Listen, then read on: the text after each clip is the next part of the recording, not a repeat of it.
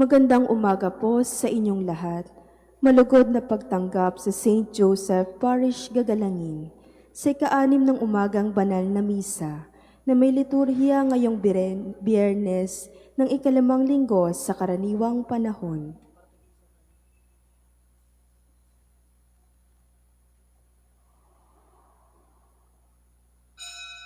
Tumayo po ang lahat at tayo'y makiisa sa Eukaristikong pagdiriwang na pamumunuan ng ating Kura Paroko, Reverendo Padre Douglas D. Badong.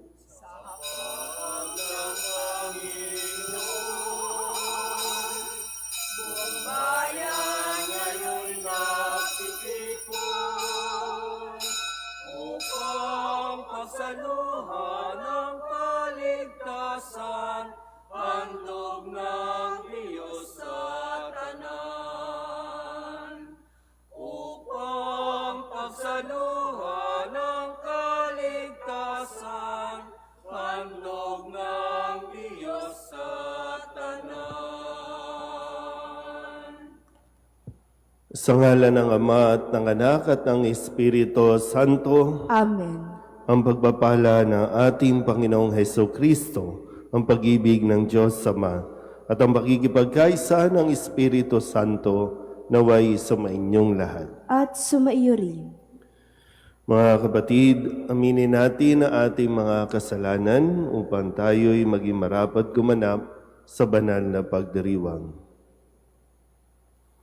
Inaamin ko sa makapangyarihang Diyos at sa inyo mga kapatid, na lubha akong nagkasala sa isip, sa salita at sa gawa, at sa aking pagkukulang. Kaya isinasamo ko sa mahal na Birheng Maria, sa lahat ng mga anghel at mga banal, at sa inyo mga kapatid, na ako'y panalangin sa Panginoong ating Diyos. Kaawaan tayo ng makapangyarihang Diyos, patawarin tayo sa ating mga kasalanan at patnubayan tayo sa buhay na walang hanggan. Amen. Panginoon, kaawaan mo kami. Panginoon, kaawaan mo kami. Kristo, kaawaan mo kami. Kristo, kaawaan mo kami. Panginoon, kaawaan mo kami. Panginoon, kaawaan mo kami. Manalangin tayo. Ama naming makapangyarihan, lagi mong lingapin at patnubayan, kaming mga kabilang sa iyong angkan. Sa tanging pag-asa naming ikaw ang nagbibigay, kami tangkilikin mo at laging subaybayan sa pamamagitan ni Jesucristo, kasama ng Espiritu Santo, magpasawalang hanggan. Amen.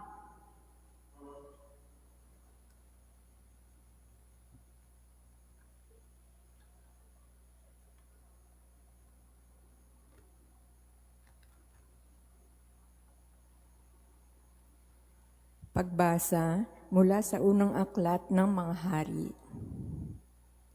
Noong panahong iyon, lumapas ng Jerusalem si Jeroboam at nasalubong niya si Ahias, ang propetang taga-Silo. Ito'y nag-iisa at bago ang dalang balabal. Walang ano-ano'y inalis ni Ahias ang kanyang balabal at pinagpunit-punit sa 12 piraso. Sabi niya kay Jeroboam, "Kunin mo ang 10 piraso sapagkat ganito ang pinasasabi ng Panginoon, ang Diyos ng Israel. Hahatiin ko ang kaharian ni Solomon at ibibigay ko sa iyo ang 10 lipi. Matitira sa kanya ang 1 lipi, alang-alang kay David na aking lingkod at alang-alang sa Jerusalem, ang lungsod na aking hinirang sa lahat ng lipi ng Israel." Buhat noon hanggang ngayon, humiwalay ang 10 lipi ng Israel sa paghahari ng angkan ni David. Ang salita ng Diyos. Salamat sa Diyos. Tinig ko'y iyong pakinggan, ang sabi ng poong mahal. Tinig ko'y iyong pakinggan, ang sabi ng poong mahal. Ang Diyos ay huwag mong paglingkuran, Diyos ng ibang bansay, di dapat luhuran. Ako'y Panginoon, ako ang Diyos mo, ako ang tumubos sa iyo sa Ehipto. Tinig ko'y iyong pakinggan, ang sabi ng poong mahal. Ngunit ang bayang ko'y hindi ako pansin, di ako sinunod ng bayang Israel. Sa tigas ng puso ako'y binayaan, ang sariling gusto nila'y siyang sundan. Tinig ko'y iyong pakinggan, ang sabi ng poong mahal. Ang tangi kong hangad, sana ako'y sundin ang utos ko ng bayang Israel. Ang kaaway nila'y aking lulupigin, lahat ng kaaway agad lilipulin. Tinig ko'y iyong pakinggan, ang sabi ng poong mahal. Magsitayo po ang lahat. Alleluia, Alleluia, Alleluia. Alleluia, Alleluia, Alleluia, Alleluia. Kami iyong pangaralan upang aming matutuhan ang salitang bumubuhay. Alleluia, Alleluia,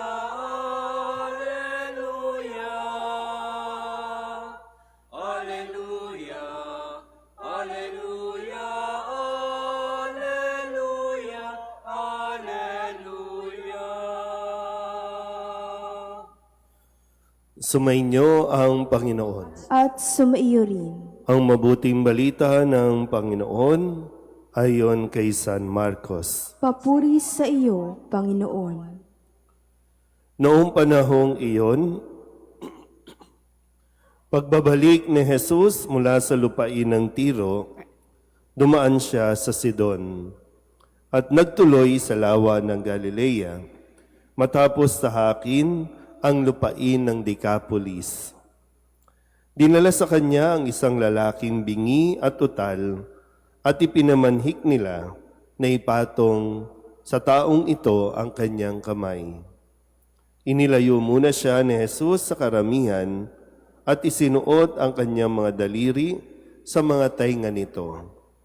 Pagkatapos lumura at hinipo ang dila nito. Tumingala si Jesus sa langit at nagbuntong hininga. At sinabi sa tao, Ephata, ibig sabihin, mabuksan. At nakarinig na ito, nawala ang pagkautal at nakapagsalita na ng malinaw. Sinabi ni Jesus sa mga tao na huwag ibalita ito kanino man. Ngunit kung kailan sila pinagbabawalan, ay lalo naman nilang ipinamamalita ito. Sila'y lubhang ng gilalas at ang wika. Anong buti ng lahat ng kanyang ginawa? Nakaririnig na ang bingi at nakapagsasalita ang pipi. Ang mabuting balita ng Panginoon. Pinupuri ka namin, Panginoong Hesukristo. Isang magandang umaga po sa inyong lahat. Ngayon po ay Biyernes ng ikalimang linggo sa karaniwang panahon. Mahalaga po na nalalaman natin kung ano ang kwento o kasaysayan. Kasi sa panahon natin ngayon, talagang litong-lito na tayo sa ating kwento sa history. Kaya marami nawawala yung pagiging yung bang makabayan dahil hindi talaga naunawaan o naintindihan kung ano ang kwento. Halimbawa po, sa unang pagbasa, dahil kay Haring Solomon, nagkahiwa-hiwalay ang mga bansa na pinagtipon-tipon noon. Noong panahon ni David, tinipon niya ang 12 lipi ng Israel, 12 bansa na pag-isa ni David. Pero dahil sa pagsuway ni Solomon, yung sumunod kay David na naging hari, dahil sa kanyang pagsuway sa kautusan ng Diyos, sumamba sa iba't ibang diyosan, nagpagawa ng mga dambana para sa mga diyos-diyosan ng kanyang naging asawa, kung kaya naging parusa ni Solomon, kay Solomon na mahihiwalay ang mga liping ito. Maiiwan lang yung 2 bansa bilang pangako ng Panginoon kay David. Naintindihan po? Kaya sa panahon ngayon ni Jeroboam, yung hari na papalit kay Solomon, ito na ngayon yung katuparan na yung 10 nahiwalay, yung 2 o nahiwalay doon sa 2. At kahit magpasa hanggang ngayon, hindi na mapag-isa ang mga bansang ito. Ganon ang katindi, ang epekto ng bawat desisyon na ginagawa natin. Hindi man sa panahon natin, pero sa mga susunod na lahi, may epekto ito. At napakahirap. Kaya dapat laging inaalam paano nangyari, saan nagsimula, nang sa ganun naiintindihan natin at hindi tayo naglalaban-laban o nang hindi tayo nagkakagulo. Kaya nga sabi sa Ebanghelyo, Ephata. Sabihin niyo nga po, Ephata. Yung sabi ang kahulugan ng Ephata ay mabuksan dahil merong idinulog sa kanya na isang taong bingi at pipi. At ginawa ni Jesus, pinatong kanyang kamay, hinawakan ang tenga at ang labi, nakapagsalita na matapos sabihin, Ephata. So, marahil maganda mapagnilayan natin na dahil sa pagtikom ng ating mga bibig, sa pagsasara ng ating mga tenga, litong-lito na tayo sa kwento ng bansa natin. Marami kailangan tumikom ang bibig. Ang daming madadaldal, na iba't ibang kwento na hindi natin alam. Sabi ko, bakit ba hanggang ngayon, debate pa rin ang debate? Kanino ba talaga ang West Philippine Sea? Kanino ba?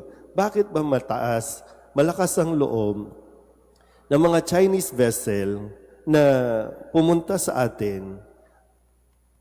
Bakit malakas ang loob?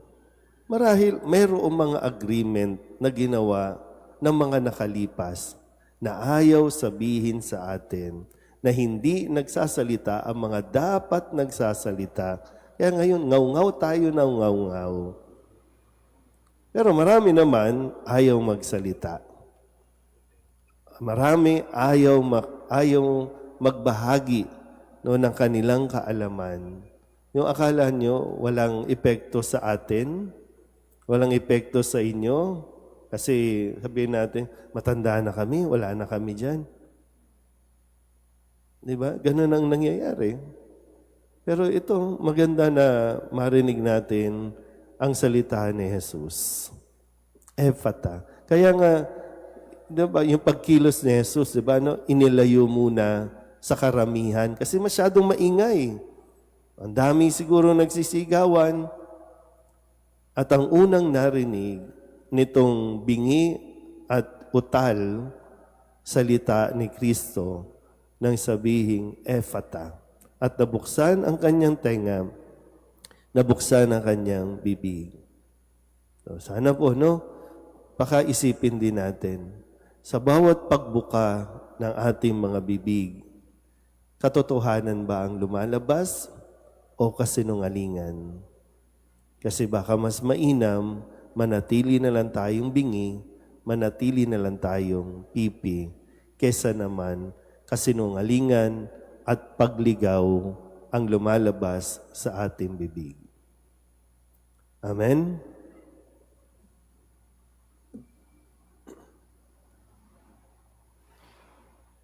Natunghayan natin sa Ebanghelyo si Jesus sa tumugon sa pangangailangan ng bingi. May pananalig tayong manalangin sa Diyos Ama upang tumugon din siya sa ating mga pangangailangan.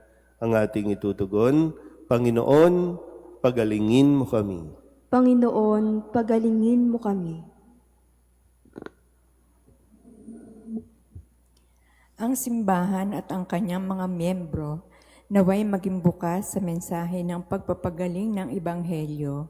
Manalangin tayo sa Panginoon. Panginoon, pagalingin mo kami.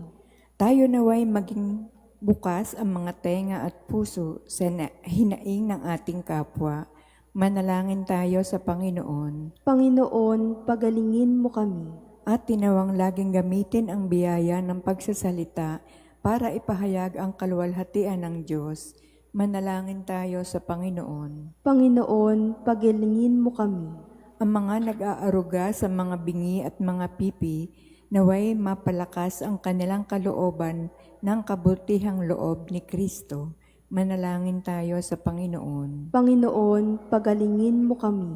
Ang mga pumanaw na ay mamahinga nawa sa kapayapaan at ang mga nalulumbay naway mabigyan ng kasiyahan. Manalangin tayo sa Panginoon. Panginoon, pagalingin mo kami. Idulog din natin sa Panginoon ang ating mga personal na kahilingan at mga panalangin para sa ating mga pamilya. Kasama din ang mga kahilingan ng mga nanonood sa online. Lahat ng mga misang pasasalamat, espesyal na intensyon, agarang paggaling ng mga may sakit, at ang lahat ng mga kaluluwa na inihiling na ipagdasal sa misang ito.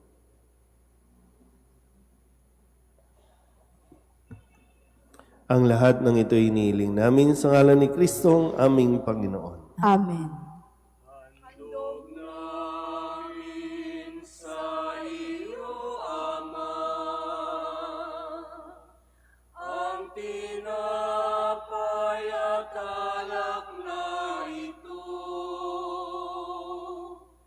Handog ng bayang umaasa, sumasamba't nagmamahal sa'yo. Handog namin sa iyo, Ama, ang tinapay at alak na ito. Handog ng bayang umaasa, sumasamba't nagmamahal sa'yo. Manalangin kayo mga kapatid upang paghahain natin ay kalugdan ng Diyos Amang makapangyarihan. Tanggapin nawa ng Panginoon itong paghahain sa iyong mga kamay, sa kapurihan niya at karangalan, sa ating kapakinabangan, at sa buong sambayanan niyang banal. Ama naming lumikha, ang pagkait inuming narito ay iyong ginawa upang mapalakas kami mga mahihina. Ipagkaloob mong ito ay aming mapagsaluhan bilang pakikinabang sa buhay mong pangmagpakailanman sa pamamagitan ni Jesucristo kasama ng Espiritu Santo magpasawalang hanggan. Amen. Sumainyo ang Panginoon. At sumaiyo rin. Itaas sa Diyos ang inyong puso at diwa. Itinaas na namin sa Panginoon. Pasalamatan natin ang Panginoong ating Diyos. Marapat na siya ay pasalamatan. Ama naming makapangyarihan, tunay ngang marapat na ikaw ay aming pasalamatan. Ikinalugod mong likain ang sanlibutan na iyong pinagbabago at idinarangal sa pamamagitan ng iyong anak na kinalulugdan, kaya't utang na loob ng iyong mga itinatangi at ng mga banal na kapiling mong lagi ang iyong paggiliw at pagkakandili. Kaya kaysa ng mga anghel na nagsisiawin ng papuri sa iyo na walang humpay sa kalangitan, kami nagbubunyi sa iyong kadakilaan. Santo, Santo, Santo, Panginoong Diyos ng mga hukbo, napupuno ang langit at lupa ng kadakilaan mo, o sana sa kaitaasan, pinagpala ang naparirito sa ngalan ng Panginoon, o sana sa kaitaasan. Ama naming banal, ikaw ang bukal ng tanang kabanalan, kaya't sa pamamagitan ng iyong Espiritu, gawin mong banal ang kaloob na ito, upang para sa aming maging katawan at dugo ng aming Panginoong Jesucristo. Bago niya pinagtisang kusang loob na maging handog, hinawakan niya ang tinapay, pinasalamatan kaniya, pinaghati-hati niya iyon, iniabot sa kanyang mga alagad at sinabi, Tanggapin ninyong lahat ito at kanin, ito ang aking katawan na ihahandog para sa inyo.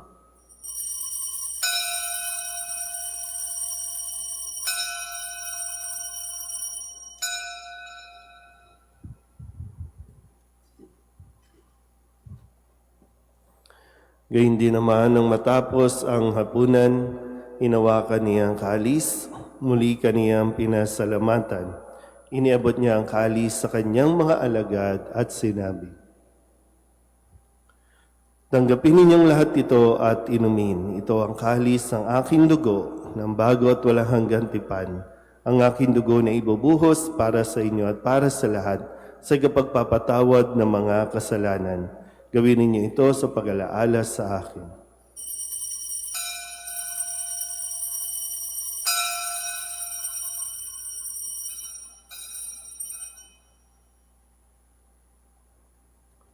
Ipagbunyi natin ang misteryo ng pananampalataya. Si Kristo'y namatay, si Kristo'y nabuhay, si Kristo'y babalik sa wakas ng panahon. Ama, ginagawa namin ngayon ang pag-alaala sa pagkamatay at muling pagkabuhay ng iyong anak. Kaya tiniaalay namin sa iyo ang tinapay na nagbibigay buhay at ang kalis na nagkakaloob ng kaligtasan.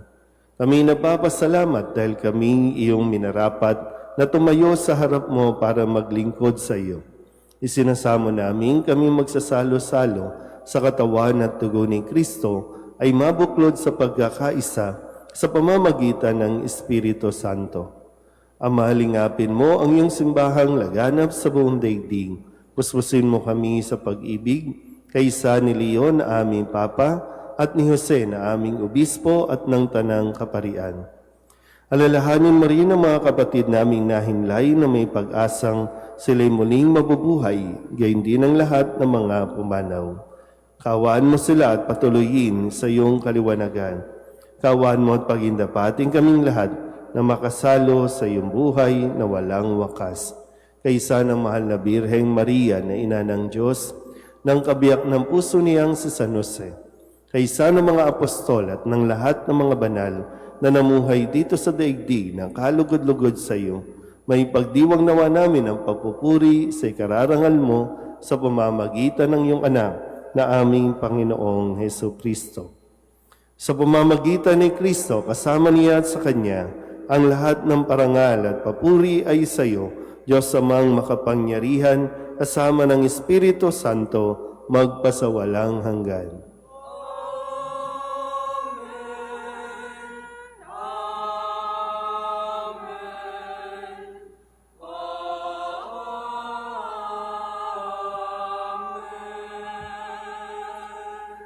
Sa tagubili naman nakagagaling na utos at turo ni Jesus sa Panginoon natin at Diyos, ipahayag natin ang lakas loob. Ama namin, sumasalangit ka, sambahin ang ngalan mo, mapasa amin ang kaharian mo, sundin ang loob mo dito sa lupa para ng sa langit. Bigyan mo kami ngayon ng aming kakanin sa araw-araw, at patawarin mo kami sa aming mga sala, para ng pagpapatawad namin sa nagkakasala sa amin, at huwag mo kaming ipahintulot sa tukso, at iadya mo kami sa lahat ng masama. Hinihiling namin kami iadya sa lahat ng masama, pagkalooban ng kapayapaan araw-araw, iligtas sa kasalanan at ilayo sa lahat ng kapahamakan, samantalang aming pinananabikan ang dakilang araw ng pagpapahayag ng tagapagligtas naming si Heso Kristo. Sapagkat iyo ang kaharian at ang kapangyarihan at ang kapurihan magpakailanman. Amen. Panginoong Heso Kristo, sinabi mo sa iyong mga apostol, "Kapayapaan ang iniiwan ko sa inyo, ang aking kapayapaan ang binibigay ko sa inyo.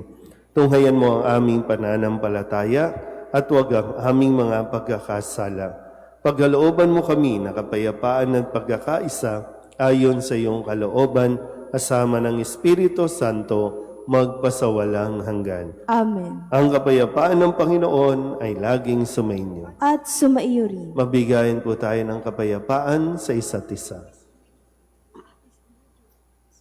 Kordero ng Diyos, na nag-aalis ng mga kasalanan ng sanlibutan, maawa ka sa amin.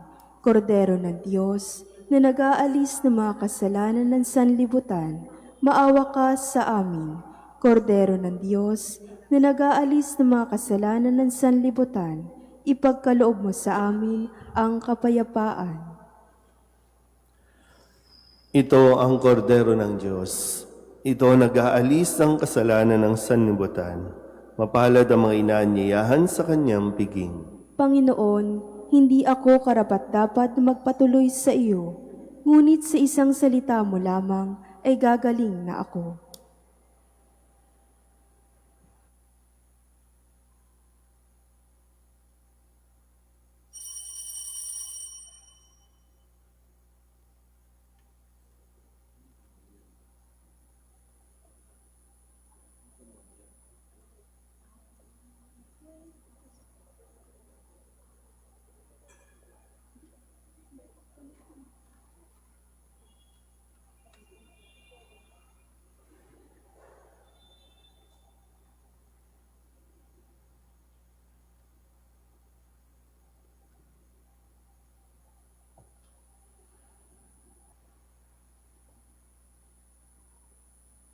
Magsilhod po ang lahat para sa panalangin kay San Jose. Abang tagapangalaga ng tagapagligtas, kabiyak na puso ng mahal na Birheng Maria, sa iyo ipinagkatiwala ng Diyos ang kaisa-isa niyang anak. Sa iyo nagtiwala si Maria, sa piling mo si Kristo'y naging tao. Maging ama ka rin sa aming pinagpalang Jose, at gabayan mo kami sa landas ng buhay. Ihingi mo kami ng biyaya, awa at tapang, at ipagtanggol kami sa lahat ng masama. Amen. Magsitayo na po ang lahat. Manalangin tayo. Ama naming mapagmahal, sa pagkahit inuming pagkakaisang binibigay, kami niloob mong makapakinabang. Kaysa ni Kristo kami naway makapamuhay upang makapamunga ng may kagalakan para sa kapakanan ng aming kapwa-tao sa sanlibutan sa pamamagitan niya kasama ng Espiritu Santo magpasawalang hanggan. Amen. Paunawa po, pag oras ng misa, nawa magsimba muna. At dinidiscourage ko po kayo na kapag may lumalapit sa inyo na nangihingi sa oras ng misa, huwag niyo pong bigyan. Baka masanay po, no? Minsan bigla na naman kumakalabit sa inyo na habang kayo ay nagdarasal. So naiistorbo din po kayo sa inyong pagdarasal. At may tamang oras o panahon para magbigay ng tulong sa mga nanghihingi, pero wag sa oras ng misa. So, sana po, no? Paumanhin po kung kayo ay nabala, baka mamaya, no, ma-discourage kayo na wag na lang magsimba dito kasi may lumalapit sa inyo. So, sana po sabihan nyo din yung mga lumalapit na magsimba. No? Hindi sila papasok ng simbahan para mamalimos o manghingi. Okay po. So, ito yung mga bagay na kailangan lumalabas din sa bibig, no? Para maituwid natin. Hindi sa tatanggihan natin, kundi ilagay lang natin sa tamang oras yung ating pong paghingi, no? Lalo na sa loob ng simbahan. Sumainyo ang Panginoon. At sumaiyo rin. At pagpalain kayo ng makapangyarihang Diyos, Ama at Anak, at Espiritu Santo. Amen. Tapos ang banal na misa, humayo tayo sa kapayapaan ni Kristo. Salamat sa Diyos. Magandang umaga po. San Jose, pintakasing ibig, tanggulan at lakas, buong pananalig.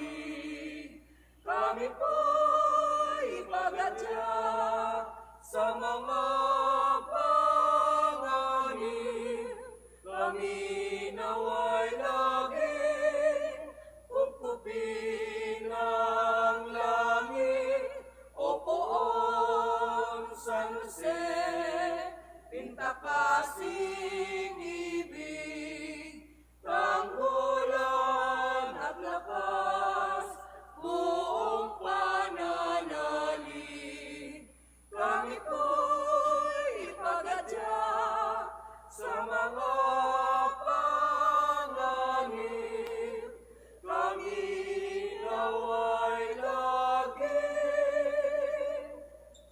ko